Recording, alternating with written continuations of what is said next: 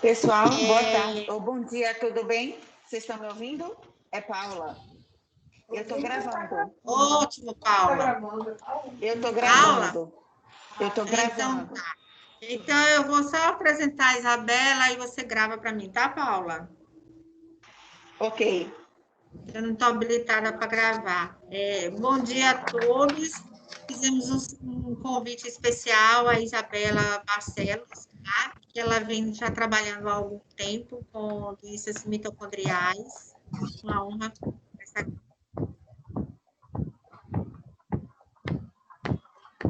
com Ai, internet.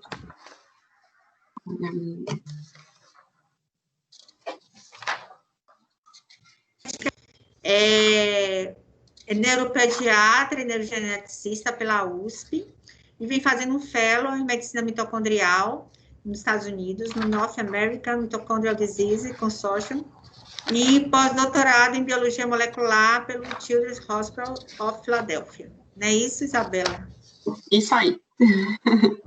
Primeiro, eu queria agradecer a Emília. Eu não estou ouvindo seu som. Não sei se tudo isso está acontecendo para todo mundo ou é só comigo. Está conseguindo me A ouvir? Aulinha pode me sinalizar? Eu acho que é só com você, Emília. O microfone está aberto, Isabela? Está conseguindo me Isabela ouvir? está tão longe de nós, né? Essa questão Eu estou ouvindo, horário, Isabela. Vou começar a compartilhar aqui. Paula, você está conseguindo nos... Estou sim, estou ouvindo vocês.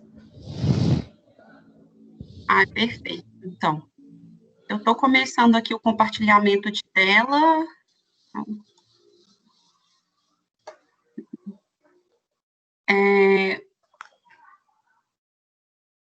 Tá dando para ver a minha tela?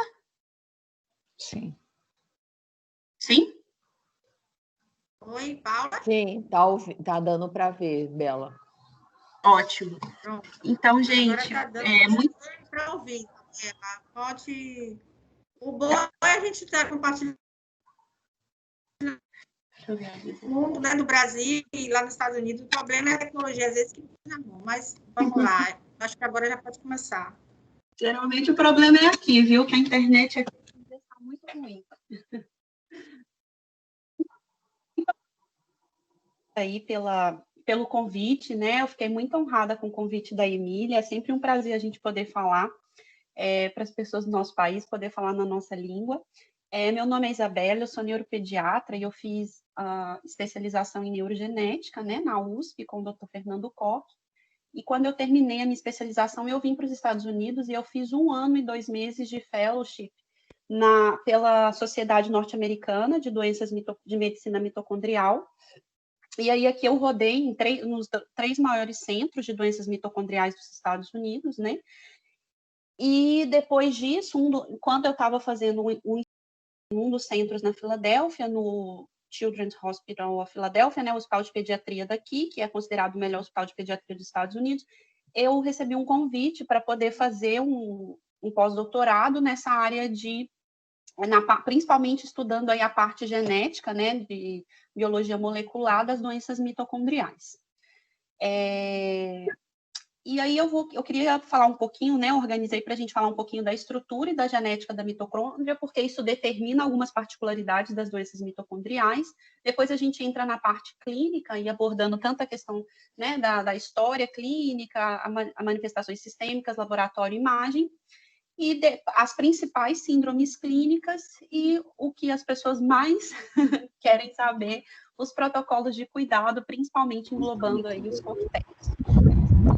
Então, começando, né, eu acho que o mais importante desse início da mitocôndria, que talvez sinalize para a gente, né, depois desse 1 ano de fellow, a minha conclusão era assim, eu achava que eu tinha certeza que eu não sabia nada de mitocôndria, mas eu pelo menos achava que eu ia aprender. Na hora que eu terminei, eu falei assim, desisti de aprender.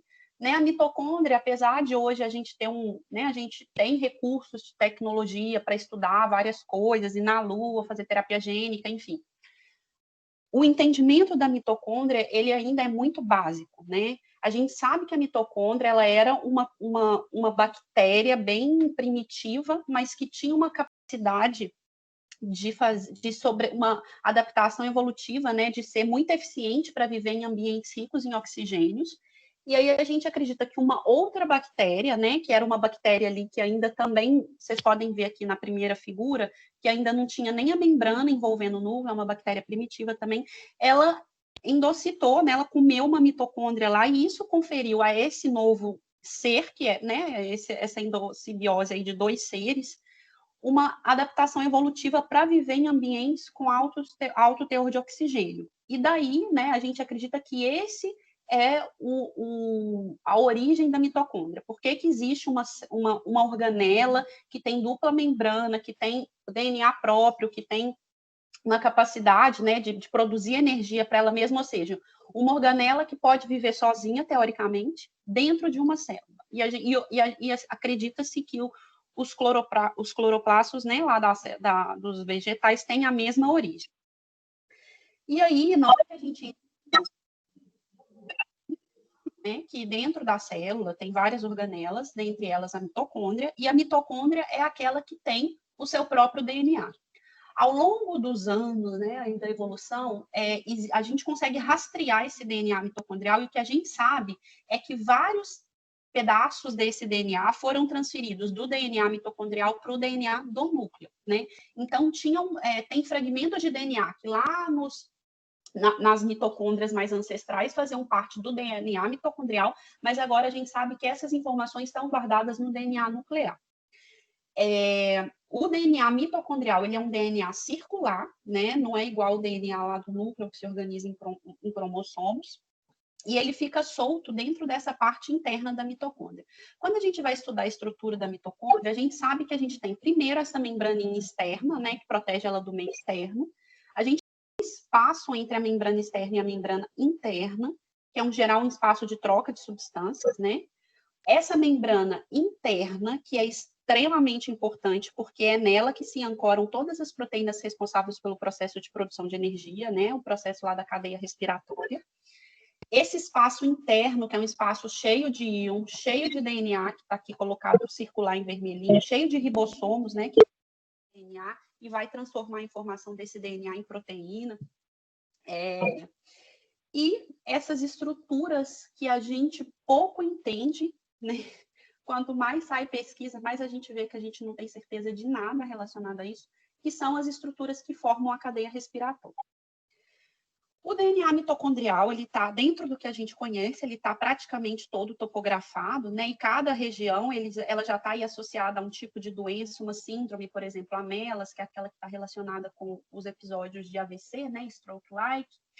A neuropatia óptica de Leber, né? Que são as principais aí, as mais conhecidas, mas várias outras dessas síndromes que são veiculadas pelo DNA mitocondrial, elas já estão topografadas. Então, a gente sabe que quando a gente tem ou uma mutação de ponto em alguns, né, trocou uma letra por outra em algum ponto, ou então a gente deletou uma região toda, né, ou então ganhou um pedaço, enfim, a gente já tem uma expectativa do que é para eu esperar clinicamente.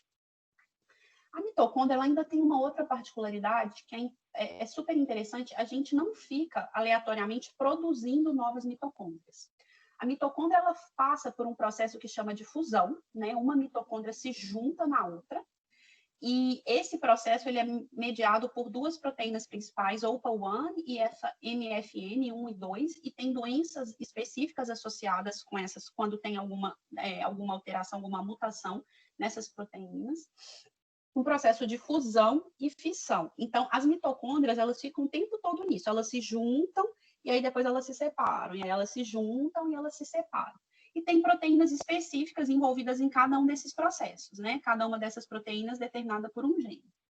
As mitocôndrias que já ficaram muito velhas, né? A gente lembra, mitocôndria, da mesma forma, por exemplo, que a gente tem um trabalhador que trabalha em região insalubre, em algum tipo de trabalho insalubre, como, por exemplo, homens que trabalham né, em locais com altas temperaturas. A gente sabe que isso pode afetar a espermatogênese.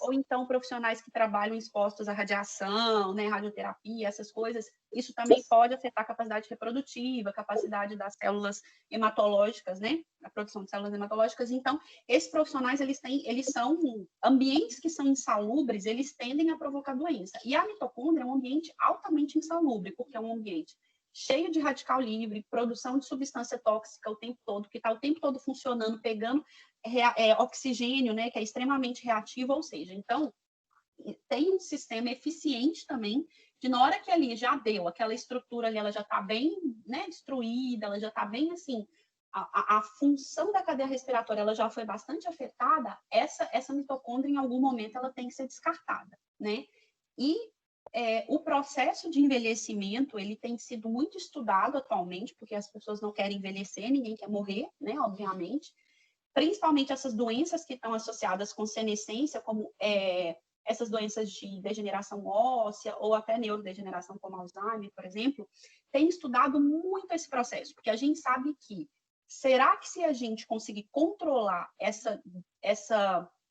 esse tanto de dano que a gente tem ao DNA, que a gente tem à estrutura da mitocôndria, porque é um ambiente insalubre, cheio de produção de substâncias tóxicas, será que a gente consegue controlar o envelhecimento? Então, tem muita pesquisa e muita publicação seguindo essa linha. A mitocôndria, definitivamente, ela está relacionada com o mecanismo de morte celular. E por mais que a gente brinca assim, todas as doenças são mitocondriais, porque aquelas que não são primariamente mitocondriais, ou seja, aquela que não é gerada por uma mutação, uma deleção, qualquer alteração no DNA mitocondrial ou no DNA nuclear, ela é secundariamente mitocondrial. Porque a partir do momento, quando a gente fala, por exemplo, esclerose múltipla, Parkinson, Alzheimer, essas doenças neurodegenerativas, a gente tem uma primeira fase da doença, que nem sempre é muito bem entendida, mas que está relacionada em algum momento ali com ativação de cascata de sistema imune. A gente não sabe nesse primeiro momento qual a real participação da mitocôndria, mas definitivamente, depois que você entra numa fase em que você já lesou muitas estruturas, então você às vezes lesou o DNA mitocondrial, você lesou as estruturas da cadeia respiratória, a mitocôndria está trabalhando super ali no talo para ela poder controlar esse processo, né? Tem inflamação, então tem que aumentar o metabolismo, então ela está trabalhando no talo para dar conta. Então, em algum momento, você vai prejudicar o funcionamento da mitocôndria. E dali para frente, independente do que aconteceu antes, dali para frente, a mitocôndria tem um papel que é extremamente importante em desfiladeira, né, vamos dizer assim, no processo de neurodegeneração. Então, eu brinco que é exatamente isso. A gente brinca que a questão da mitocôndria, o que não é primariamente, é secundariamente mitocondrial, e esse é sido muito estudados, porque tudo bem, às vezes, a gente não conseguir controlar um primeiro momento de um processo neurodegenerativo, mas quem sabe a gente consiga controlar o segundo, né, esse processo aí, que a mitocôndria tem papel fundamental em estabilizar.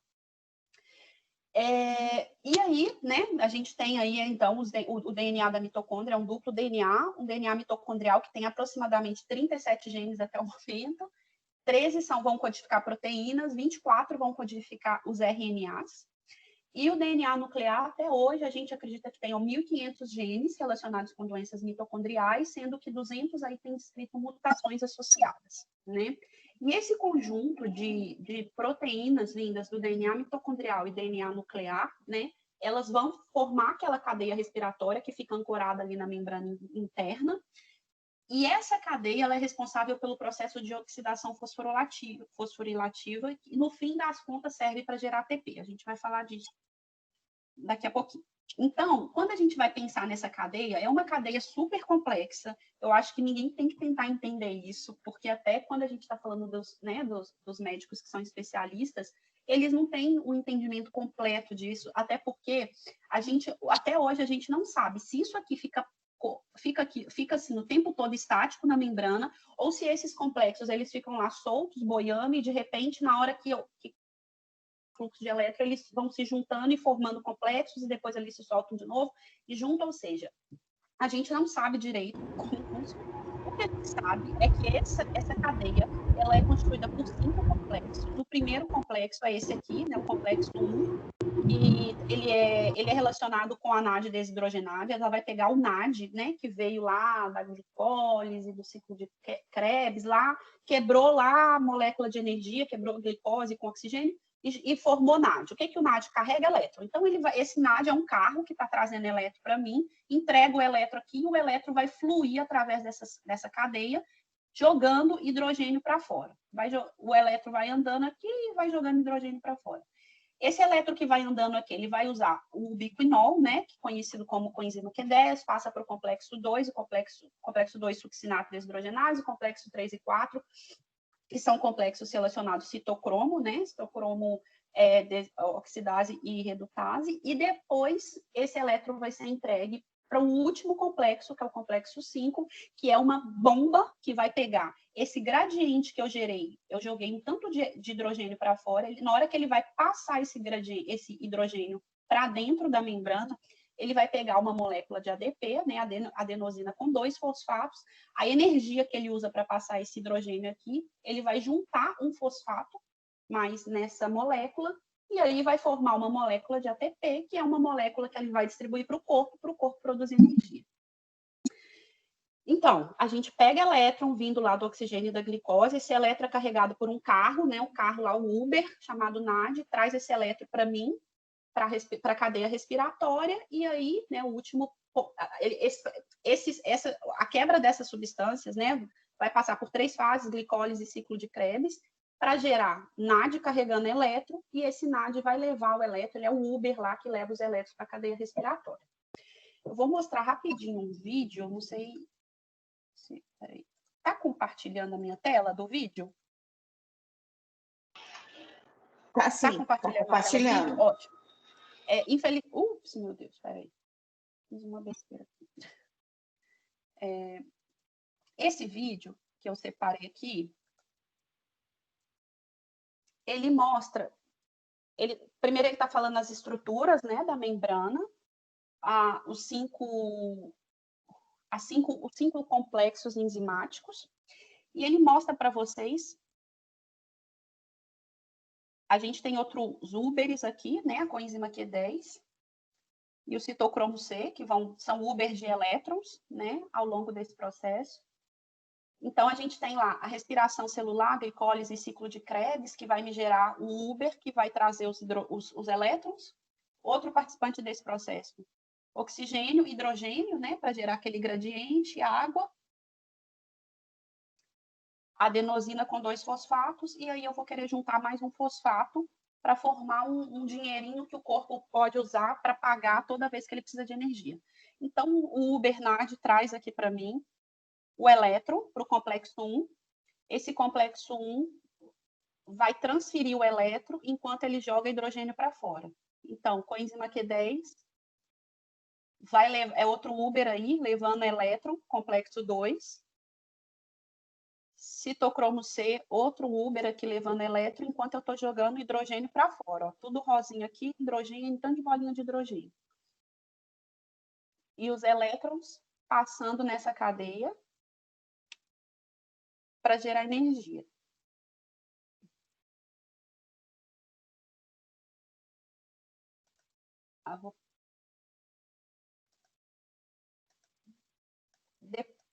Depois que a gente gera esse gradiente de hidrogênio, essas moléculas de hidrogênio entram na última proteína e vão gerar energia.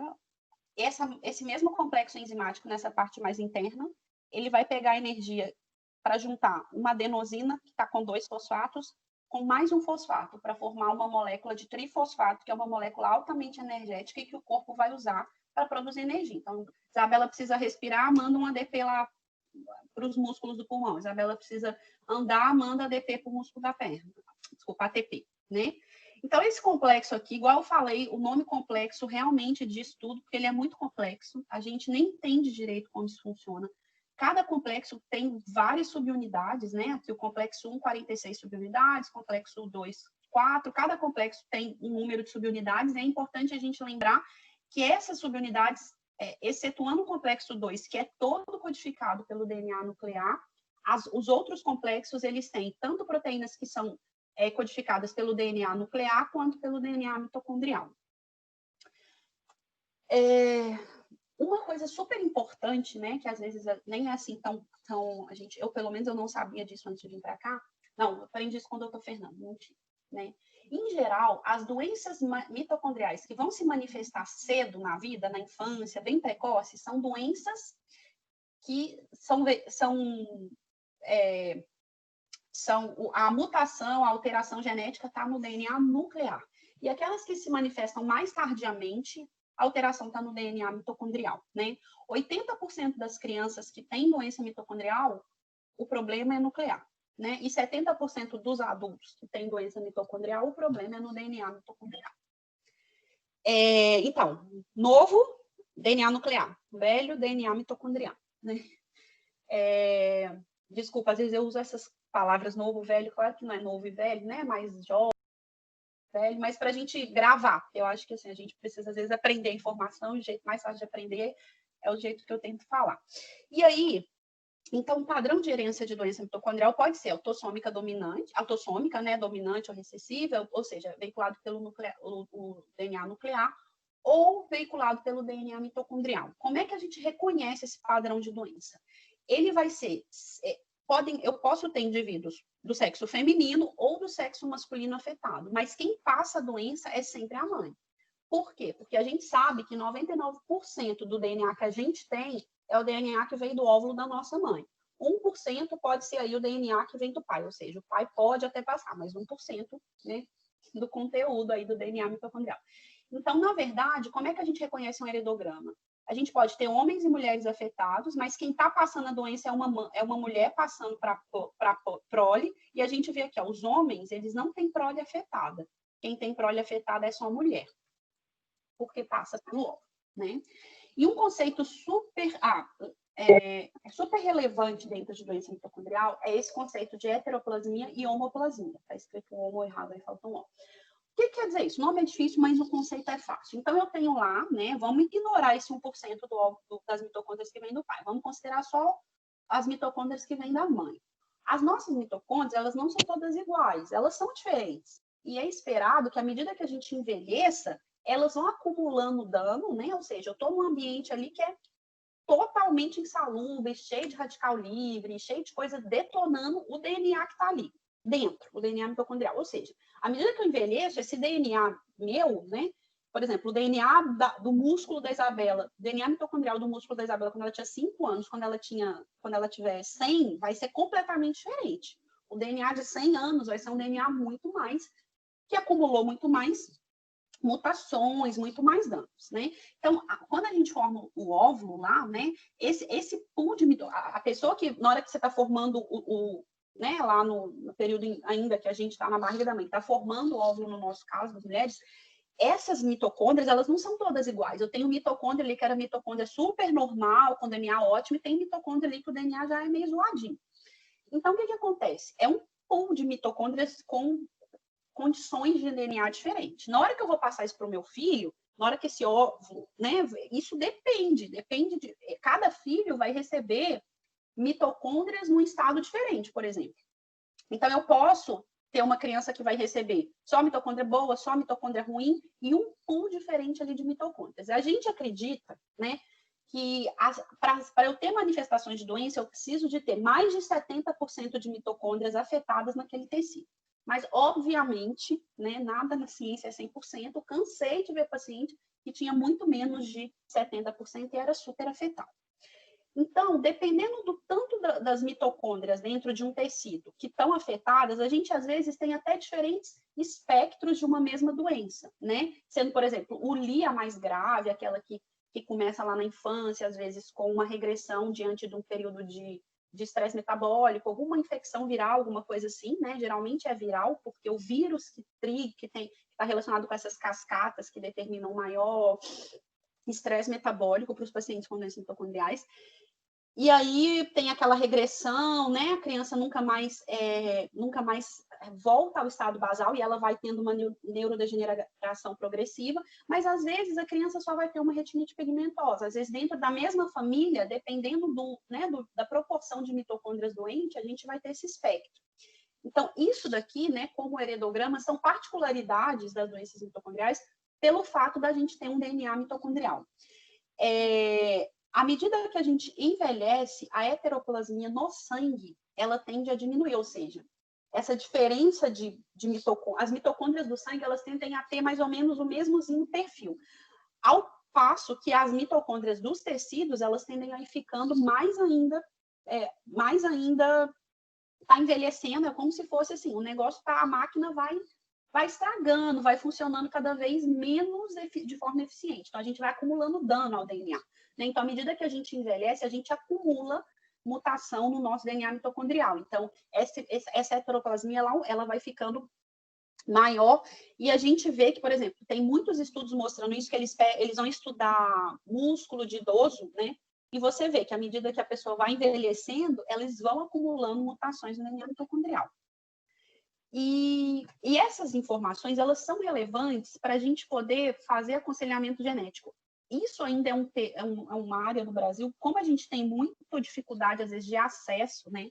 Até a fazer o diagnóstico, é muito difícil a gente ainda pensar nessa questão do aconselhamento genético. Mas aqui, diagnóstico é igual a aconselhamento genético, né? Então, quando a gente está pensando em uma doença mitocondrial, primeiro, se a herança é mitocondrial, ou seja, se quem passou essa doença foi a mãe, né? Ou seja, não é uma mutação de novo, não é uma coisa que apareceu só na criança, é uma coisa que já foi herdada da mãe. Vale a pena testar essa mãe? Depende. Por quê? Porque se essa mãe, a doença que o filho tem risco de diabetes, tem risco de cardiopatia, eu posso só rastrear ela para diabetes e cardiopatia. Se tem risco, por exemplo, de eventos stroke, como melas, né? De eventos de AVC, será que vale a pena eu fazer o teste genético dessa mãe e começar ela num regime já profilático de arginina para tentar evitar stroke? E se essa criança tem outros irmãos que talvez ainda não deu tempo de manifestar? Primeira coisa, talvez seja testar a mãe. Se a mãe não tem a doença, não tem por que eu testar os outros irmãos, porque provavelmente eles não vão ter, né? Aquilo ali foi uma mutação esporádica, a chance de recorrência é muito baixa. Mas vamos supor que a mãe tenha a doença, eu já tenho um filho afetado, e os outros irmãos, o que eu faço, né? Geralmente a gente espera chegar na adolescência, a gente faz o aconselhamento com a própria pessoa, a própria criança, né? Que tem um irmão e a mãe afetada. Mas às vezes é uma doença que pode vir com diabetes, pode vir com restrição de crescimento. Será que esse menino está crescendo direito? Porque se ele já não está crescendo direito, às vezes ele tem a doença, eu tenho que rastrear ele para eu poder evitar alguma outra complicação. Ou então, será que está relacionado com stroke? Quando tem alguma coisa relacionada com o risco de AVC, a gente sempre tende a pesquisar pela possibilidade de tratamento, né? E hoje em dia a gente tem opção reprodutiva, né? A gente já tem, eu acho que eu não sei se são 5 bebês que nasceram disso. O primeiro foi na Inglaterra, né? Vamos supor que eu tenho uma doença mitocondrial e eu sou casada com o João. Então, vou pegar o espermatozoide, o óvulo, o meu óvulo, vou tirar o núcleo do meu óvulo, vou pegar o espermatozoide do meu marido e eu vou colocar o núcleo do meu óvulo dentro do citoplasma de uma mulher que não tem doença mitocondrial. Definitivamente não tem doença mitocondrial. Então, vai ser o meu óvulo, o citoplasma da mulher sem doença mitocondrial e o espermatozoide do meu marido. E aí a gente chama inseminação de 3 doadores, né? O núcleo da mãe, o espermatozoide do pai e o citoplasma da mulher doadora que não tem doença mitocondrial. Ou quando essa doença ela está no DNA nuclear, né? E eu sei lá, mutação, tal, eu vou fazer seleção de embrião. Então, eu formo os embriõezinhos, eu faço uma sondinha com a marcação daquela mutação genética. Os embriões que têm a mutação, eles vão ser selecionados para descartar, e aí eu só vou implantar embriões que não têm aquela doença. Como que eu vou pensar num paciente que tem doença mitocondrial? É uma doença rara, sim, 1 para 5 mil, né? Esse número tem caído. É uma doença que pode acometer todos os órgãos, e, em geral, ela não vem acometendo um órgão só, né? Se tem uma história familiar de herança mitocondrial, ou seja, a mãe sempre passando a doença, já acende uma luzinha. Elevação de lactato é um marcador, mas lembrando, a não presença de lactato elevado nunca descarta a doença mitocondrial. E é uma doença que, quando a gente vai falar de imagem, ela gosta de pegar núcleo da base, tronco e cerebelo. São as áreas favoritas. Manifestações clínicas. Qualquer órgão que você pensar, ela pode afetar. Eu gosto de falar um pouquinho da...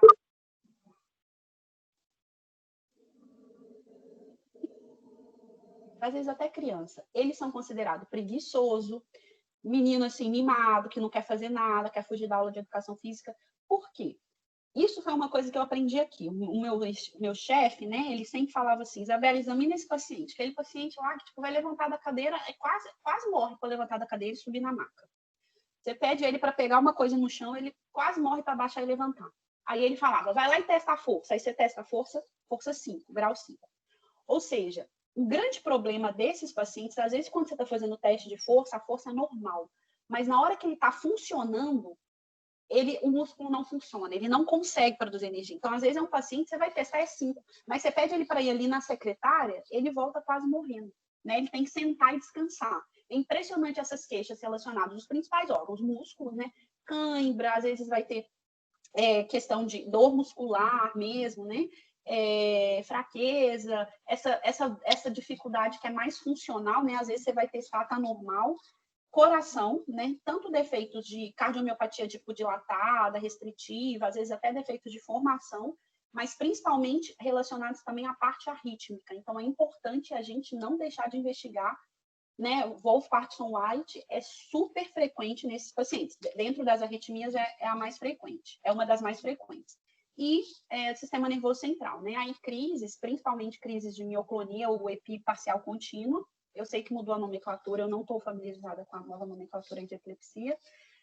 Gosta muito de cerebelo, então ataxia, né? Os eventos de AVC e um quadro cognitivo de declínio.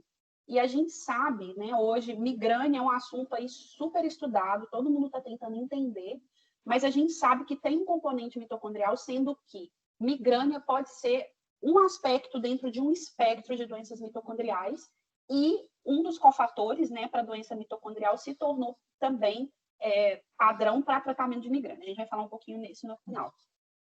Qualquer coisa que vocês quiserem citar, né, de sintomas aí, a gente tem. Então, oftalmoparesia, né, essa capacidade de não mexer os músculos do olho para todas as direções, retinopatia, atrofia óptica, hepatopatia, doenças renais, isso também é uma coisa que às vezes passa meio despercebido, anemia de Fanconi, diabetes, a gente sempre rastreia diabetes, né? Tem uma síndrome específica do DNA mitocondrial que chama Pearson, que está relacionada com a baixa produção das células sanguíneas, neuropatia auditiva, né? Principalmente aí para as altas frequências, e uma gama de sintomas intestinais, tipo de sensação de empachamento, constipação, diarreia, enfim, tudo, dor, sem dor, né? Eu vou compartilhar com vocês depois, através da Emília, os protocolos que a gente tem da Sociedade de Doenças Mitocondriais, e aí, né, a gama de sintomas afetando praticamente todos os órgãos. Eu gosto de falar um pouquinho de uma das coisas que são diferentes, que ninguém sabe, por exemplo, a parte endocrinológica, que a gente nem sempre segue, principalmente adrenal, né, e de crescimento e paratireoide, a parte de gestação, pré-eclâmpsia, trabalho de parto prematuro, tem vários estudos tentando estudar quais que são as alterações, né, não necessariamente mutação, mas quais os SNPs, quais as variações no DNA mitocondrial que estão mais relacionadas com a chance da mulher entrar em trabalho de parto prematuro ou de desenvolver pré-eclâmpsia, ou seja, a mitocôndria está em tudo. Dessa gama de manifestações, o que não pode passar batido, né? Primeiro, os episódios de AVC, stroke-like. E como que me chama a atenção que isso não é AVC? Primeiro, eu vejo lá imagem de AVC, mas só que não está respeitando um padrão de um vaso. Então, isso não é um AVC de origem vascular. Eu olho lá, eu pego lá o mapa de ADC para comparar e eu vejo que aquilo não é um infarto verdadeiro, né? A histologia, a gente sabe que um stroke-like, ele tem também áreas de hipóxia, mas não é só hipóxia. A gente não sabe muito, tem área de morte celular, tem área disso tudo, mas tem um componente reversível, que não se sabe muito bem explicar. Tem alguns artigos falando aí dessa parte de histologia, né? Mas isso não é muito bem entendido. Pegar núcleos da base, imagens que são simétricas ali nos núcleos da base, principalmente quando segue para cerebelo e tronco, a gente pensa muito em mitocôndria, mas é claro que dentro disso daí é uma aula à parte, só das especificidades. Essa associação encefalopatia e hepatopatia, isso é super importante, né? Porque isso pode ser precipitado por ácido valproico, o que se torna uma iatrogenia, e dependendo da mutação que o paciente tem, isso leva para uma falência hepática, que ele só sai se ele fizer transplante. Aqui nos Estados Unidos não se inicia ácido valproico antes de 2 anos, pelo risco dessa, né, do paciente ter uma doença mitocondrial que não foi diagnosticada ainda, e na verdade, eu no final vou mostrar listas de medicações mitotóxicas, mas que essa lista está sendo revista, eu acho que quase tudo ali vai cair, mas o que não vai cair é ácido valproico. Então a gente tem que ter muita sabedoria. Não sabe o que o paciente tem, aquilo ali pode ser mitocondrial, doença multissistêmica, atraso, regressão, preferência, se você não tem, né, diagnóstico, não entra com ácido valproico, que você pode piorar o estado dele.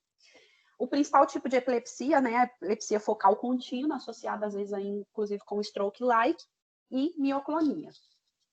Esse declínio cognitivo, que a gente sabe que nos momentos de estresse metabólico, o paciente tem um declínio integral, mas fora dos episódios de estresse, existe um declínio, mesmo que às vezes mais lento, às vezes mais acentuado, mas um declínio progressivo, né? Um quadro, a ataxia, que é extremamente frequente, a gente tem essas alterações cerebelares associadas, igual eu falei ali, núcleos da base, e a questão do tronco, e muitas vezes a ataxia ela vem associada com epilepsia, alterações oculares, né, atrofia, oftalmoparesia, ptose e retinopatia, e a surdez neurosensorial, que geralmente inicia precocemente, às vezes é um dos primeiros sinais da doença, né, às vezes o menino só tem uma surdez ali, que ninguém só segue lá com otorrino, e depois começou com fazer xixi demais, foi parar no hospital, descobriu uma diabetes, né, e aí já temos 2 aí dos sinais tromelas, ainda não começou a parte do stroke, e às vezes essa criança ela pode ser colocada num regime de arginina para prevenir o AVC. Porque todo mundo adora laboratório, né? O que eu peço para doença mitocondrial é que, na verdade, assim, né, eu vim para cá, eu tinha as minhas expectativas. O que eu peço de laboratório e como que eu trato? As expectativas acabaram. Laboratório geral, né? Tipo hemograma, função renal hepática, função tireoidiana, íons, CK e hemoglobina glicada. Isso daqui a gente vai rastrear pelo menos uma vez por ano, né? Que esses pacientes têm um risco aumentado aí de ter alteração no pâncreas. Então, a gente precisa ter certeza que não tem alguma coisa ali que dá para eu tratar, como a diabetes. Urina, rotina, lactato e piruvato, lembrando que eles devem ser colhidos com 4 horas de jejum, né? E que se ele está alterado, pode ser mitocondrial e pode não ser, porque a gente tem muitas outras coisas, como, por exemplo, erro de coleta, né? O menino chorou ali 3 horas para colher o exame, óbvio que o lactato vai estar aumentado. Amônia, que a gente também tem um problema de, né, processamento, é a amostra que o ideal é ser processada dentro de 1 hora, né? Então a amônia pode vir alterada sem que aquilo não seja nada relacionado à doença do ciclo de ureia também. Cromatografia de aminoácidos no sangue, os principais marcadores de doença mitocondrial são alanina e malato. A alanina é marcador crônico de lactato aumentado, então ela mostra, lactato piruvato, então ela mostra pra gente, ó, esse paciente aí tem um lactato e um piruvato cronicamente aumentados, perfil de acilcarnitinas e ácidos orgânicos na urina. Isso daí pode vir alterado, pode vir normal, pode vir alterado e ser mitocondrial, pode vir normal e ser mitocondrial. Isso não faz diagnóstico específico, isso levanta a bola, né? Tanto que, se a gente quiser, a gente não escapa os primeiros, porque esses primeiros vão me dar ideia de outras coisas que podem estar acontecendo e que eu tenho intervenções. Mas o resto aqui, ó, a gente pode pular isso daqui direto, às vezes, para o molecular. A biópsia, ela era muito usada quando a gente não tinha molecular, principalmente de músculo e fígado, né? Músculo, principalmente, para a gente tentar fazer o quê? Estudar esse músculo e ver se tem alterações compatíveis com alguma doença mitocondrial, que eu vou falar em breve, ou se ele tem alteração, né, da cadeia respiratória de elétron, por exemplo, no PDH, né, o PDH, que é a piruvato deshidrogenase. Será que esse paciente ele tem uma atividade enzimática reduzida? Hoje em dia, a gente praticamente não faz isso, né? Porque eu tenho molecular, e aí a gente acaba optando por isso aqui em situações, às vezes, assim, que eu já fui para o molecular, eu já reavaliei, eu não consegui diagnóstico, às vezes eu quero botar esse paciente num trial, o paciente tem uma mutação, essa mutação ela ainda não foi classificada como patogênica, e tem um novo estudo de medicação, e que eu acho que esse paciente se beneficiaria. Então, eu quero melhorar a classificação, às vezes, dessa mutação. Então, Às vezes eu faço uma biópsia, tento fazer estudo funcional para ver se eu consigo reclassificar essa variante e ela entra como patogênica, e aí, né, o paciente pode entrar no trial e tentar se beneficiar da medicação no estudo, enfim. São situações excepcionais. Fibroblasto, como é uma biópsia extremamente fácil, a gente faz no consultório, você pega uma canetinha, roda assim, ela tira um pedacinho, anestesia antes. É uma coisa super simples, né? A gente faz muito para ter estudo funcional, para eu poder estudar aquele pedacinho de pele e ver realmente os complexos enzimáticos aqui têm a função diminuída, a atividade da PDH está diminuída, né? Ou então, assim, eu vou fazer a minha pesquisa, né? Do DNA, não no sangue, vou fazer a minha pesquisa no fibroblasto, enfim. É uma acessível, fácil, né? E principalmente o que a gente faz hoje é diagnóstico molecular, né? Ou a gente encaminha direto. Eu acho que isso daqui é Kearney-Sayre, eu já peço para ver se tem a principal deleção, ou eu acho que isso daqui é um gene específico lá de linha nuclear, eu já peço para ver aquele gene, ou então eu faço, tem painéis de doenças mitocondriais, né? Ou vou para o exoma e, a título de pesquisa, a gente consegue fazer genoma. Outra coisa interessante que a gente faz, a gente consegue medir o conteúdo de DNA mitocondrial. Alguns genes nucleares, como o gene da POLG, né, ele está relacionado com a manutenção do conteúdo de DNA mitocondrial. Então, ele dá suporte para o DNA da mitocôndria ficar, vamos dizer assim, bem. Né? Então, às vezes, a mutação desse gene gera uma diminuição do conteúdo do DNA. Então, é interessante, às vezes, a gente tem esses exames disponíveis, mas o que a gente faz hoje, basicamente, né, é a gente ir para o teste molecular, com o objetivo de diagnóstico.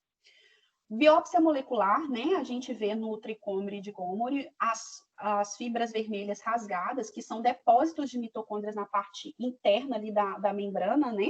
E fica com essa corzinha aí vermelhinha. E antigamente se fazia muito esse ensaio enzimático, né? Lá que eu vou ver eu consigo medir o complexo 1, 2 e 3, 1 e 3, 2 e 3. 2 e 4, né? Ou seja, o 3 eu não consigo medir, eu só consigo estimar, mas os outros eu consigo medir, exceto o 5. E aí eu vou ver se eles estão diminuídos, se estão aumentados, se tem algum que está tentando compensar o outro diminuído, mas hoje em dia, como a gente praticamente não faz biópsia, a gente também não faz esses ensaios. E do ponto de vista de imagem, a gente consegue ter alguns padrões típicos, né?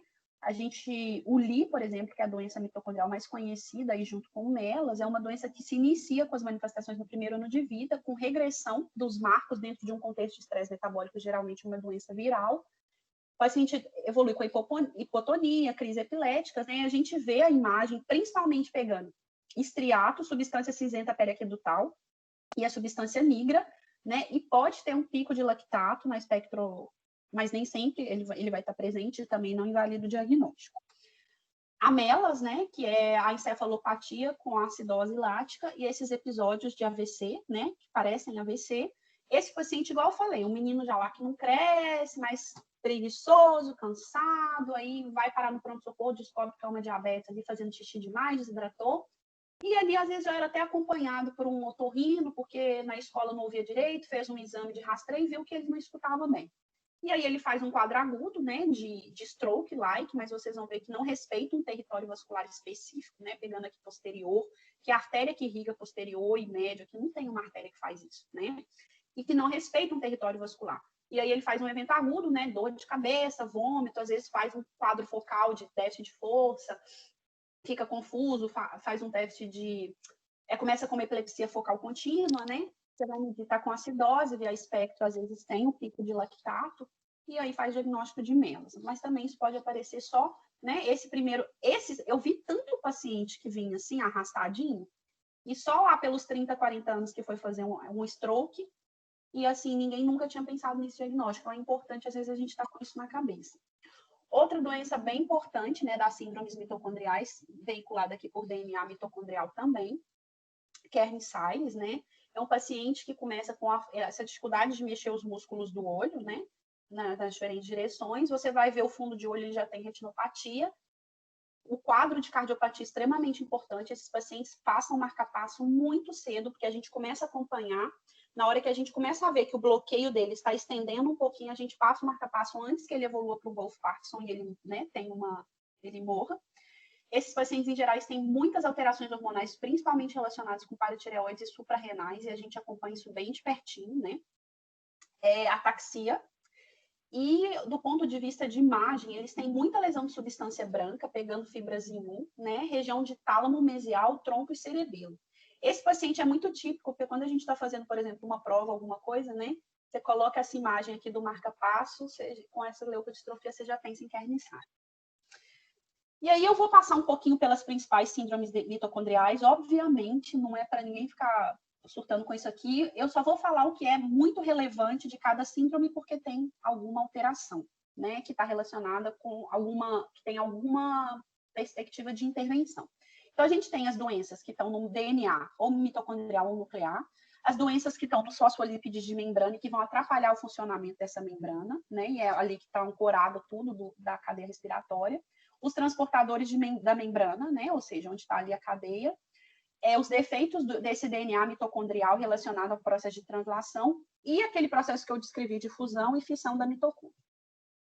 Então, quando a gente fala das síndromes, né, do DNA mitocondrial, o que são as mais importantes hoje que a gente tem que saber? A gente tem o MELAS, que é essa que está relacionada com os episódios de stroke-like. E por que é importante? Porque a gente tem uma terapia que mostrou, claro que a gente não tem estudo triplo cego, randomizado, né? Óbvio, mas a gente tem estudos menores e a gente tem opinião de um especialista falando que a intervenção, ela muda a história da doença, ela diminui a quantidade de AVCs, então é um paciente que a gente tem que fazer alguma intervenção, né? A gente tem outras, por exemplo, as mioclonias com fibras vermelhas rasgadas, a neuropatia com ataxia e retinite pigmentosa, herdada, né? E aquele espectro Pearson, que o bebê nasce com Pearson, principalmente a questão lá da anemia sideroblástica, que se ele sobrevive, ele vai evoluir com Kearney-Sayre, que é aquela que a gente acabou de falar, que tem o marca-passo, as lesões de substância branca, alterações de suprarrenal. E aí, a gente tem também a neuropatia de Leber, né? Por que é importante? Porque essa daqui já tem terapia gênica aprovada, inclusive que o SUS está estudando de disponibilizar. Essa terapia gênica, ela está relacionada, tem um vetor viral, eles botam um pedacinho de DNA dentro do vírus. Síndromes em que a gente vai ter depressão do DNA, ou seja, né, a quantidade, algum gene vai alterar, que cuida do meu DNA mitocondrial, ele vai estar prejudicado, e aí o meu DNA mitocondrial vai estar diminuído. Duas importantes, TK2, né, porque é uma síndrome que vai cursar com sintomas basicamente miopáticos. Esse paciente, ele entra num processo de perda de marcos motores e degeneração motora, para de andar, para de sentar, para de fazer tudo, né? E o grande problema, que coisa legal dessa síndrome é que esse pesquisador, o Dr. Mitchell Irano, eu passei com ele quando eu rodei em Nova York, da Universidade de Colômbia, ele desenvolveu, né, um tratamento que é baseado, essa TK2 é a enzima que vai estar alterada, é um tratamento baseado, eu tenho uma enzima que não está funcionando, então eu aumento a quantidade de substrato para eu forçar o funcionamento do que resta de enzima. E é baseado nisso, ele dá os substratos para aumentar o funcionamento dessa enzima. Eu acompanhei vários trials, eu acompanhei inclusive os trials da amiotrofia espinhal, né, da AME tipo 1, e várias crianças recebendo tratamento, aquelas crianças que recebiam tratamento assintomáticas, ou seja, pegou lá no teste do pezinho que ele tinha AME, essas crianças não desenvolveram doenças, mas aquelas que já eram sintomáticas, eu nunca vi reversão de sintomas. E aqui eu acompanhei vários trials de outras coisas, eu nunca vi doença neurodegenerativa com uma regressão importante assim de sintomas. Essa não, eu vi paciente que não andava, voltou a andar. Então eu falo com ele assim, ele é o mago né, eu admiro ele muito porque é uma doença que a gente viu que é devastadora, mas que ele mudou a história natural da doença, né? A gente tem dessas doenças de depressão de DNA, aquelas que pegam só músculo, que pega sistema nervoso e músculo, e que pega também sistema nervoso e fígado. E a gente tem uma doença específica. Recentemente, essa doença teve na mídia aí, de um paciente que foi internado, né, num grande hospital lá de São Paulo, e a família queria muito que ele fosse para o transplante hepático, eu acho que ele até foi, mas ele acabou falecendo depois, porque essa doença, se a gente faz o transplante antes do paciente desenvolver sintomas cerebrais, o sucesso do transplante é muito grande, né? Mas se já tem sintomas, não é indicado o transplante. E essas doenças aí, ó, que são relacionadas à depressão, né? Ou seja, uma diminuição do conteúdo do DNA mitocondrial, os principais sintomas são acidose lática, essa dificuldade de crescer. Lembra, o paciente que não produz energia direito não vai crescer. Hipotonia, alterações relacionadas a fígado e epilepsia, e sintomas gastrointestinais num período um pouquinho mais tardio de vida, né? A gente consegue fazer aqui esse espectro de como é que esses sintomas vão se manifestar ao longo da vida dentro dessa síndrome. Ou, né, que é um outro gene mitocondrial, né, relacionado à função mitocondrial. A gente tem 6 síndromes principais, cada síndrome tem uma clínica diferente, né? Essa primeira que é basicamente hepática, né? E a gente tem outras que vão cursar mais com oftalmoplegia, desculpa. Outras que vão cursar mais com um padrão que vai pegar tanto cérebro, músculo e fígado. Outro que vai cursar mais com um quadro de ataxia e neuropatia, mas o importante, esses pacientes que têm essas alterações, ácido valproico é extremamente tóxico e pode levar para um quadro de falência hepática irreversível.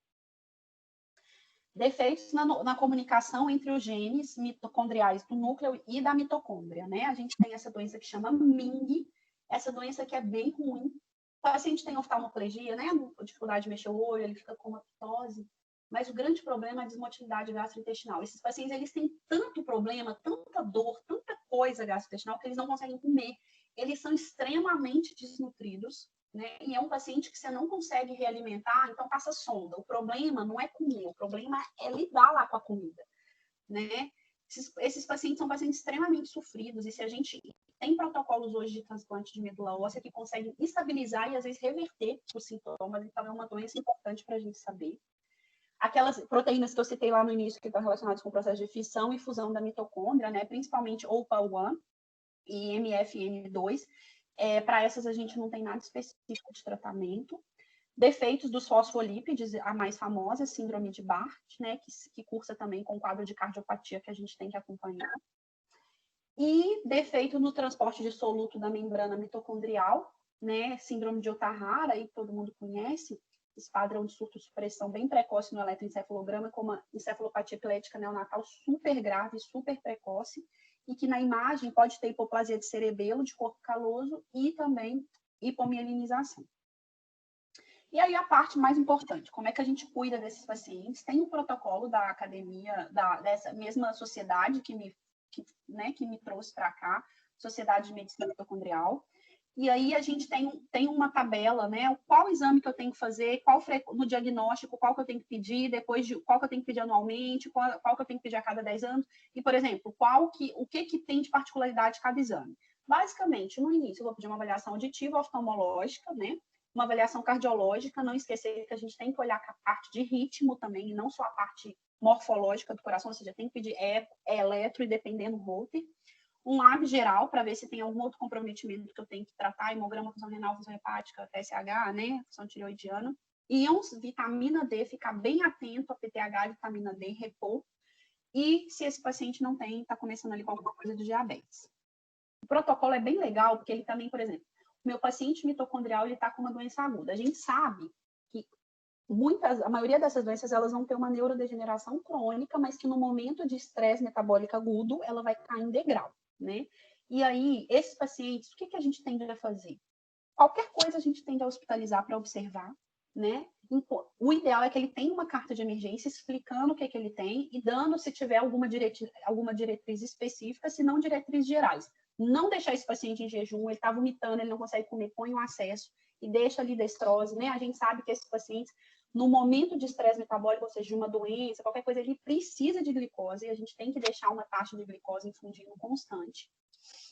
Pedir um lab geral para ver o que mais que eu posso fazer, se ele está fazendo alguma outra disfunção. Lembra que os órgãos dele já não funcionam muito bem, então pode ter alguma outra coisa ali junta que vai ficar mais disfuncional do que o habitual. Se esse paciente lembrar, não vou dar uma coisa mitotóxica, já que a mitocôndria não funciona direito, ele já está no estado, né, de estresse, não vou dar uma coisa para piorar mais ainda. E se esse paciente, se achou ele esquisito do ponto de vista mental, confuso, começou com os movimentos esquisitos, qualquer coisa que você vai pensar que te leve a pensar em algum acometimento do sistema nervoso central, a gente não pensa 2 vezes para fazer imagem, porque ele pode estar fazendo um AVC, um stroke-like, né? Procedimentos anestésicos cirúrgicos. A gente tende a hospitalizar esses pacientes precocemente. Aqui no CHOP, a gente tende a admitir eles com 24 horas de antecedência de procedimento cirúrgico. Nunca se faz jejum, né? A gente pode fazer jejum por via oral, mas a gente sempre deixa ele com hidratação e glicose. Os anestésicos voláteis e relaxantes musculares, eles têm mais risco de ter complicações e cuidado com síndrome de infusão de Propofol. Propofol bloqueia aquele complexo 1 lá, lembra que o complexo já não funciona direito, você ainda bloqueia um, pode dar problema. É seguro usar Propofol por até 1 hora, né, de infusão, mas assim, podendo não usar é melhor. E se o paciente teve um stroke, né, a principal mutação relacionada com amelas é essa mutação nesse gene, MT-TL1, é um gene do próprio DNA mitocondrial, essa é a principal mutação, troca de uma arginina por uma guanina. A gente inicia um regime de arginina, 500 mg por quilo por dia, venoso, por 1 a 3 dias, né? Se, por exemplo, eu dei no primeiro dia, ele reverteu tudo, eu não preciso ficar dando. Mas aí, se não melhora, eu vou até 3 dias, né? Agora eles estão tentando estender até para 5 e tal. No Brasil, a gente não tem citrulina. E o paciente que teve um stroke, ele vai sair de alta, ele vai receber durante a internação IV, mas ele vai sair de alta com arginina via oral. Lembra que antes de prescrever, dá uma olhadinha lá na infusão, a arginina pode dar alteração de bicarbonato, né? Então, para a gente ficar atento a isso. Esse artigo tem a tabela de medicações, né? Que são os principais mitotóxicos, os remédios que mais causam problemas na mitocôndria e que a gente tem que tentar evitar, mas lembrando que essa tabela está sendo revisada, né? Mas o grande vilão vai continuar o ácido valproico, o resto a gente tem perspectiva de cair. Lembrando que muitos pacientes que têm hipercolesterolemia, né? Um dos principais efeitos de estatina é miopatia, e às vezes o paciente tem uma hipercolesterolemia e começou a tomar o remédio, ainda nem tem doença mitocondrial diagnosticada, né? E aí começa com um quadro de miopatia, com aumento de CK, né? Bem importante. E às vezes a gente pode pensar se aquilo ali não faz parte de um quadro mitocondrial. E os tratamentos? Só para deixar todo mundo frustrado, né? O que talvez tenha mais evidência que funcione para a gente melhorar o paciente com doença mitocondrial, seja atividade física, porque quando eu faço atividade física, eu condiciono as minhas mitocôndrias, elas começam a funcionar melhor, né? Nutrição, a gente deixar sempre um aporte bom de glicose para esses pacientes, uma dieta que seja uma dieta extremamente balanceada, né? Mas com um aporte bom de glicose, fácil, disponível, imediato, dividido em várias vezes ao dia. Lembrando que essas coisas, por exemplo, dieta cetogênica tem evidência que pode melhorar a mitocôndria, pode piorar, evidência teórica, né? Baseado numa teoria que a gente não conhece também, porque a gente não sabe como a mitocôndria funciona. A gente acha que sabe dentro de algumas evidências que a gente tem. Então, dieta cetogênica só para PDH, piruvato desidrogenase, né? Esses pacientes precisam de hidratação vigorosa o tempo todo, lembra? O metabolismo dele não funciona bem. Então, eu tenho que tentar deixar um aporte de água e de glicose para melhorar o que está ruim, entendeu? Não é a gente que dá conta, que o corpo ali ele se vira, ele tem reserva. É um paciente que não tem reserva. E vacinas, todas as vacinas virais, mesmo que o paciente já tenha tido regressão, a gente, em vigência de uma infecção viral, porque o grande problema desse paciente vai ser infecção viral. Então, o que a gente puder antecipar, né, com a vacina, a gente antecipa. Porque se ele foi ruim com a vacina, com o vírus ele teria ido pior. E em situações de estresse metabólicos, líquido com glicose. Às vezes o menino está com febre, começa a dar suco para ele. Suco. Nessa hora a gente não está preocupado ali muito com as outras coisas. Suco, né? Hoje em dia não é indicado muito suco, principalmente para criança, porque ele está relacionado com os picos de glicose, aumento da incidência de diabetes. Ali o nosso objetivo é sobrevivência. Pode ser suco de caixinha, inclusive. Eu preciso manter um aporte hídrico aumentado com uma oferta de glicose. Hidratação, repouso.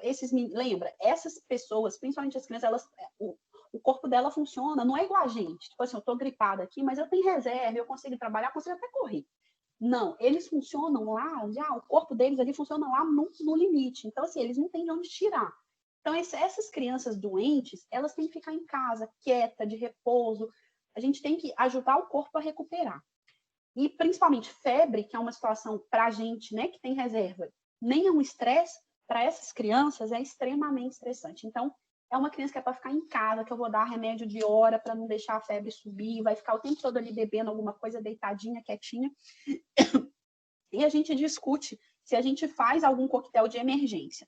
Aqui no CHOP, a gente tem tentado fazer isso de uma forma empírica, né? Aqueles pacientes que internam muito, que têm muitos episódios de queda, de descompensação, a gente, às vezes, na hora que ele fica doente, a gente tenta aumentar alguma coisa, mas, assim, a evidência disso é a opinião dos especialistas, né? A gente não tem evidências com níveis maiores para poder fazer isso. Os coquetéis, eu queria só falar uma coisa importante. Primeiro, L-carnitina não faz parte de coquetel mitocondrial e já tem estudo mostrando que a L-carnitina está associada com aumento de mortalidade cardiovascular. Então, não é para usar L-carnitina para doença mitocondrial, só para doenças que têm defeito de carnitina ou alguma outra indicação específica para tratamento para essa doença é L-carnitina, não para doença mitocondrial, né? E o único estudo maior que a gente tem, ele mostra que essas substâncias aqui, a combinação creatinina Q10 e ácido lipoico, é um coquetel que tem... E aí, que eu discutia muito com as minhas chefes aqui, entendi. O nosso paciente aqui no CHOP, melhor hospital de pediatria do mundo, a criança vem de todos os lugares dos Estados Unidos e vem de todos os lugares do mundo, inclusive do Brasil, para passar com os especialistas daqui. Ok. Aí vocês prescrevem um coquetel de 15 substâncias, que custa sei lá quanto, mas que o povo se vira para pagar, ou que às vezes o convênio vai pagar.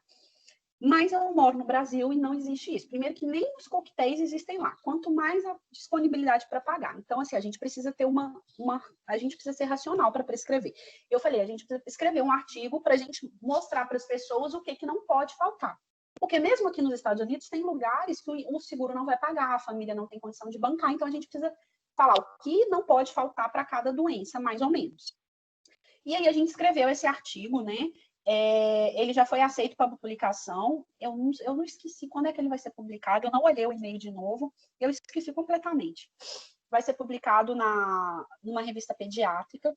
E aí a gente tentou dividir dentro de cada alteração, por exemplo, complexo 1. Complexo 1 que mais funciona é riboflavina. Então não pode faltar. Doenças que estão relacionadas com acidose lática, né? Biotina e tiamina, não pode faltar. Doenças que vão ter alterações de substância branca, a síndrome de depressão, Kearney-Sayre, algumas crises convulsivas que são refratárias, a gente tenta dar ácido folínico, porque parece que o ácido folínico ele está relacionado com a melhora do aspecto da função da substância branca. Se tem sintomas musculares, a gente tende a aumentar a quantidade de creatina. Se tem episódios de AVC, a gente dá arginina, né? Isso aqui é a coluna da imagem. Então, AVC, arginina. Na fase crônica, na fase aguda, venosa, depois vai para casa tomando crônica. Lembrando que aqui a gente tem a opção de citrulina também. Mas no Brasil não tem citrulina. Se eu tenho... Isso daqui é uma coisa que eu esqueci de falar, mas que é super importante. Aquela doença de núcleos da base, né? Que ela se tem qualquer possibilidade, eu vi lá lesão de núcleos da base, discuto com o radiologista, será que pode, será que não pode? Não sei se pode, se não pode, meu radiologista não é bom, a gente começa com biotina e tiamina, tá? E aí, vocês vão receber as doses também, isso tudo, tá bom? Só não tô falando aqui para não ficar confuso, mas esse artigo tem tudo bonitinho, dose, tem várias tabelas lá.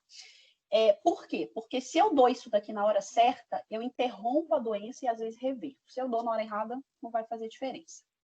E quando a gente tem paciente que teve vários strokes, né? Eu estou dando arginina, ele continua tendo episódios de AVC-like. Às vezes eu troco por citrulina, não melhorou? Tem um artigo japonês que é bem pequeno, mas que mostrou resultados muito bons com taurina. Então, às vezes, a gente introduz taurina.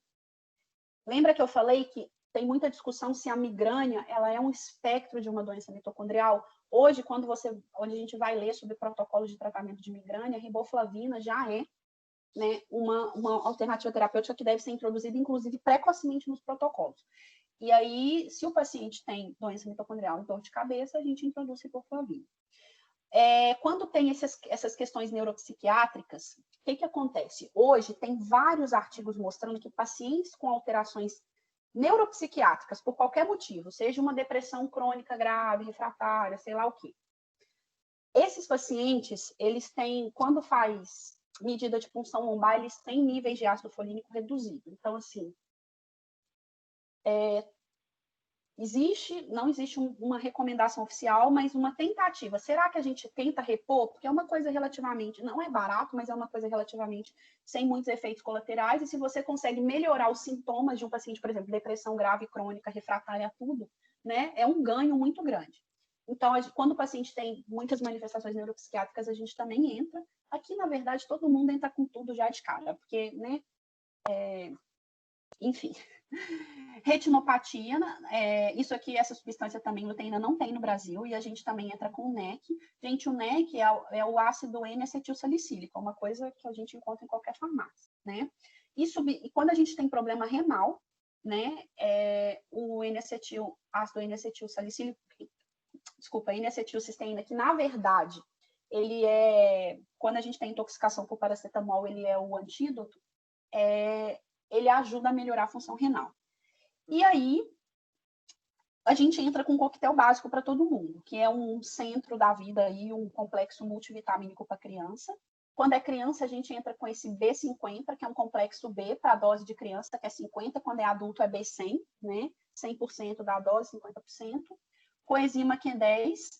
Geralmente, a gente entra com um antioxidante também, né? A vitamina E, ácido alfa-lipoico, ou biotina, então isso aqui é o basicão. Dependendo dos sintomas, eu entro com mais alguma coisa.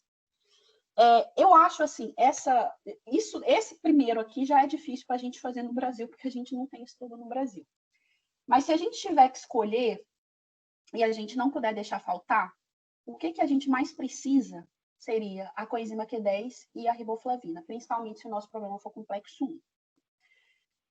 E é importante a gente não deixar passar nenhuma doença tratável, né? Porque isso aqui é o complicado. Melas a gente dá, lembrando, né, gente, tratável assim. Melas, se eu vou dar arginina, se o paciente já tem um AVC, que ele já está com sequela, isso não vai reverter. As deficiências de coenzima Q10, né, que eu vou repor coenzima Q10, mas também adianta repor no início, antes do paciente ter muitas manifestações. A doença dos núcleos da vitamina e biotina. A gente tem lá no ambulatório HC, a gente tinha umas irmãs, uma já tinha tido manifestação clínica, e por isso a gente diagnosticou a outra irmã. Aquela que já tinha tido manifestação, ela até reverteu, porque isso foi dado de cara, a doutora Clarissa pensou de cara, e a outra nunca teve nada, porque ela já começou a tomar, né, o coquetel antes. Fez o diagnóstico da irmã, ela começou com o estômago, já deu logo. TDAH, né, dieta cetogênica e diamina. Essa outra doença que chama Brown-Vialeto, né, que a gente repõe, é um defeito no metabolismo da riboflavina, e que se a gente repõe precocemente também, a gente consegue evitar a evolução da doença. Aquela que eu expliquei do lá de Nova York. Deficiência de tiamina fosforilase, que se a gente repõe tiamina e biotina, a gente também impede a evolução. Aquela doença que eu falei que o paciente ele não consegue comer, doença ao transplante de medula óssea. Aquela que eu falei do caso que apareceu recentemente na televisão, que a gente faz o transplante hepático, mas se o paciente não tem ainda manifestações neurológicas, e encefalopatia etimalônica, que também pode ir para o transplante hepático. E o que eu queria deixar de mensagens, né? Lembrar de uma coisa, esses pacientes precisam de carta de emergência, porque na hora que ele está em estresse metabólico, é a hora que ele vai, provavelmente, é a hora que ele está mais perto de morrer. Então, o médico que atende ele ali na porta, ele não pode passar na cabeça dele de falar assim, vou mandar esse menino para casa. Não, nem que eu interne esse menino ali, deixe ele ali em qualquer lugar ali, para ele tomar glicose para observar. Né? O médico que está atendendo essa criança, ele não precisa entender de doença metabólica, de doença mitocondrial, mas ele precisa entender que aquele paciente ele tem que prestar atenção. Né? E o que eu tenho que fazer para esse paciente não é uma coisa de outro mundo. Né? Eu tenho que ali dele, dar glicose, não deixar a febre dele ficar alta, deixar ele de repouso. Não é uma coisa assim que eu preciso de um médico super especializado. Não, mas o médico que está recebendo aquilo, ele precisa entender que ele tem que parar e prestar atenção naquela criança. Criança que vai para anestesia, né? Nem todo anestesista vai operar num centro de referência, tem a mão para isso. Então, é o ideal que ele receba essas informações, até porque se ele tem a opção de operar esse paciente numa clínica dessas que não tem CTI, ou no hospital, essa criança, esse paciente, ele tem que ser operado num hospital que tem estrutura de CTI, porque você nunca sabe o que vai acontecer, né? Os cuidados com ácido valproico. Lembrar que, em alguns casos, eu tenho que pesquisar, será que essa mãe tem cardiopatia? Será que essa mãe tem doença diabetes? Será que eu tenho que pesquisar? Tem alguma coisa que eu posso fazer pelas pessoas? Será que ter o diagnóstico vai fazer diferença na vida dela? Né? Lembrar que é doença multissistêmica, então eu tenho que sair procurando problema em outros órgãos e a gente não perder a doença tratada. Tem essa organização aí, né? Uma organização de doenças mitocondriais, tem várias coisas legais no site, inclusive de protocolos.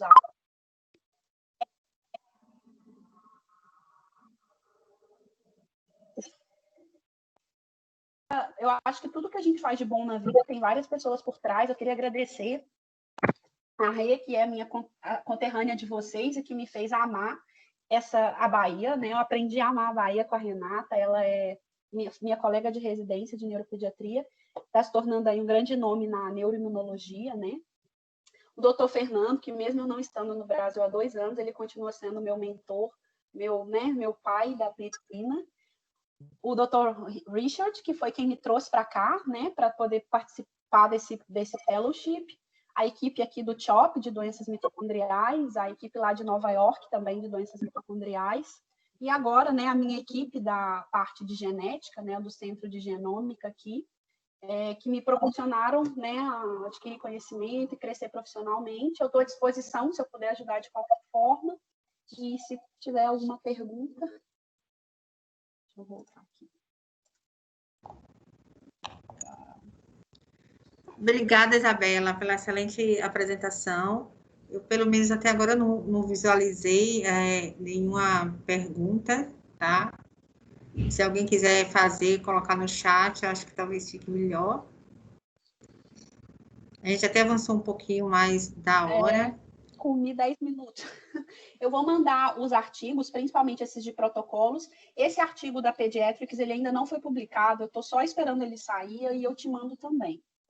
Deve ser publicado semana que vem. Que eu acho que nesse caso é coisa muito específica. Então, a gente tem que ter o protocolo ali, a hora que você tiver um paciente, você corre o olho, né? Não é coisa que a gente vai ficar guardando na cabeça.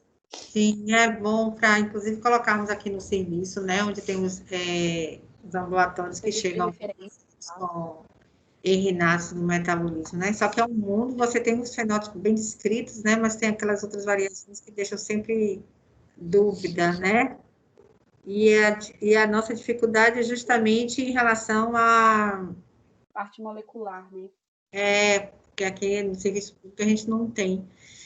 Eu queria que você comentasse um pouquinho o que você acha em relação à espectroscopia da ressonância. Você acha que isso ajuda, não ajuda? Só nas pacientes realmente que têm lesão cerebral?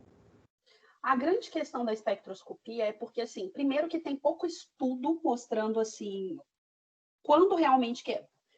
Eu acho que a grande questão da espectroscopia é que a gente não entende direito em quais casos que vai estar alterado. Muitas vezes a gente não tem profissional capacitado para avaliar a espectroscopia, né? Então, às vezes, ele vai achar que não tem pico e tem. Às vezes, ele acha que tem um pico e não tem pico verdadeiro. E eu acho que, na verdade, não tem estudo para a gente dar uma informação sobre isso, sabe? Mesmo a questão das imagens de mitocôndria, por exemplo, aqui eu tenho um departamento só de mitocôndria, então eu tenho um radiologista que é especializado em mitocôndria. A gente pega vários exames normais que na hora que a gente vai avaliar, tipo, tá cheio de lesão e que já direcionava para mitocôndria. Então, eu acho que a grande questão da espectro é que a gente ainda não tem um padrão descrito em que tipos de... Se seriam mais nas alterações nucleares, se seriam mais nas alterações de DNA mitocondrial, se seriam... não sei. Só nos casos mais precoces, não tardio, ou só nos casos mais tardios. Eu não tenho assim uma opinião formada sobre essa questão da espectro.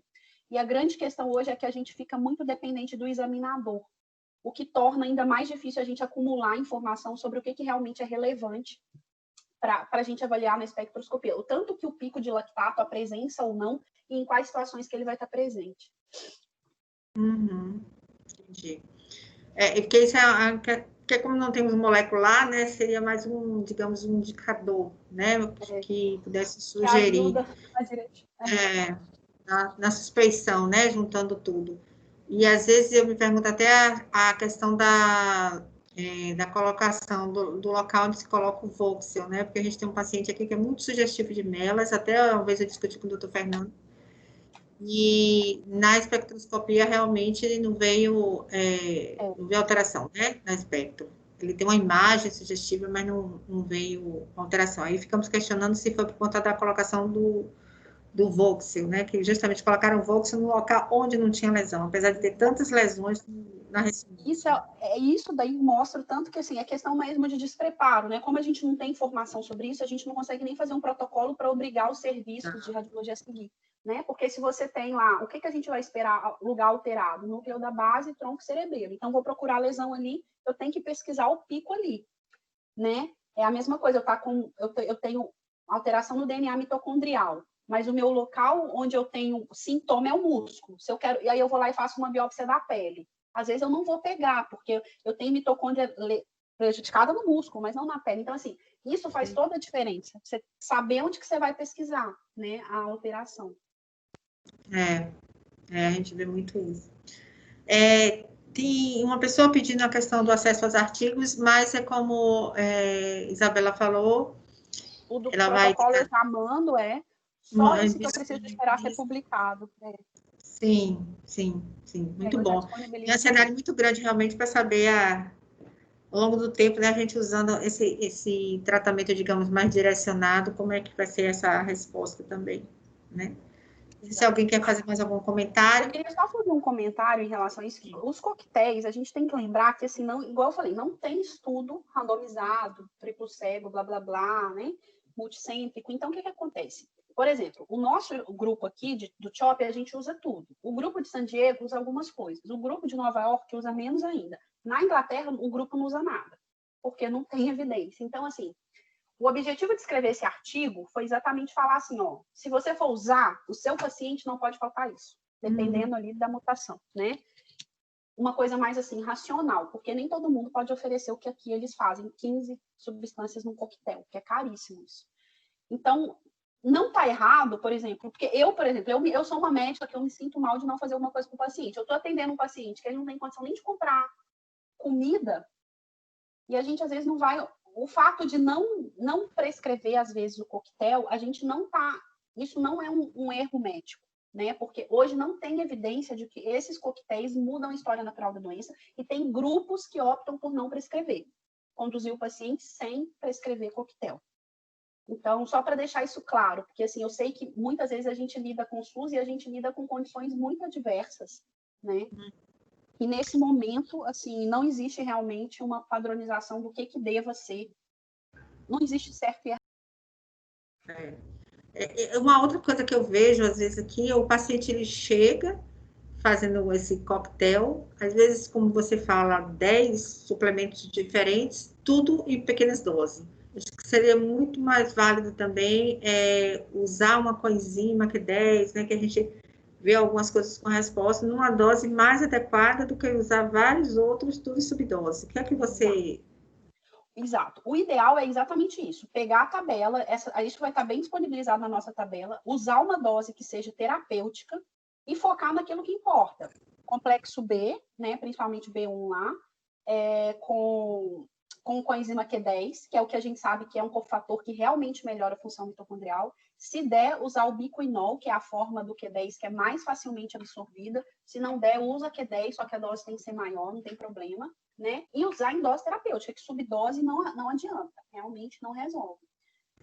E lembrar, tipo assim, foca naquilo que é importante para o seu paciente, né? Tenta fazer um coquetel mais personalizado e foca nas coisas que são as principais, que são as que a gente colocou na caixinha lá, né? E tira a L-carnitina, se não é defeito de carnitina. Ok. Bom, Isabela, muito, muito obrigada. Eu acho que foi bastante proveitoso para todos, tá? E eu agradeço a oportunidade, obrigada. Vamos encerrar a nossa reunião, ok, gente? Combinado. Obrigada a todos. A participação. Tchau, gente.